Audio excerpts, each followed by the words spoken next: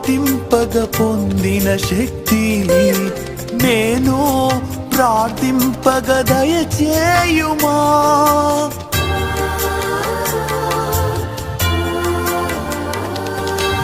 ఏలియా ప్రార్థింపగ పొందిన శక్తి నేను ప్రార్థింపగ దయచేయుమా. ప్రార్థించి నిన్ను చేరు భాగ్యమీయుమా.